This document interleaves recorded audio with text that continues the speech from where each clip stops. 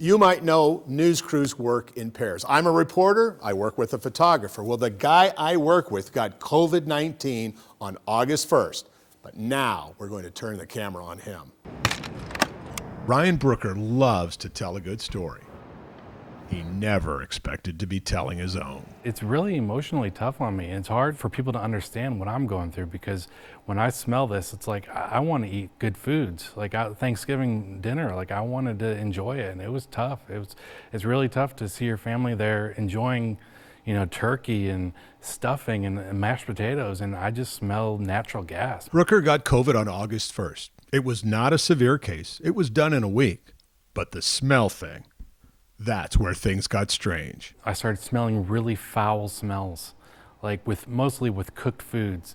If you're cooking stuff in the oven or the microwave, it smells like natural gas, and everything has that distinct smell, and it's really horrible. Brooker hates to complain when others have died from COVID, but this loss of smell, now going on 5 months, is more serious than you might think. I would argue that it can be life-threatening. Dr. Justin Turner runs a smell and taste lab at Vanderbilt. He's an ear, nose, and throat doctor with an impressive career. Just from a day-to-day functional standpoint, you can't smell smoke. So if your house is on fire, you're not going to be able to smell it. You can't smell gas leaks.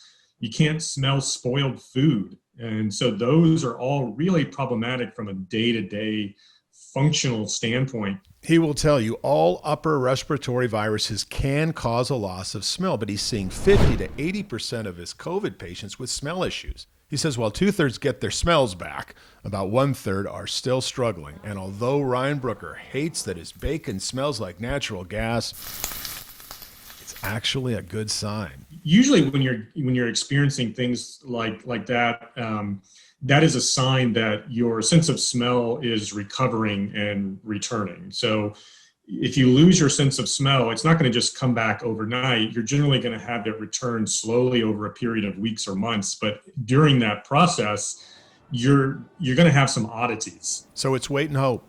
There is one thing you can do, according to Dr. Turner. You can buy essential oils and smell them for 15 seconds a day, twice a day. Pungent oils like lavender, eucalyptus, or lemon. You know what they're supposed to smell like. The idea is you might be able to help retrain your brain to speed up making those new connections again.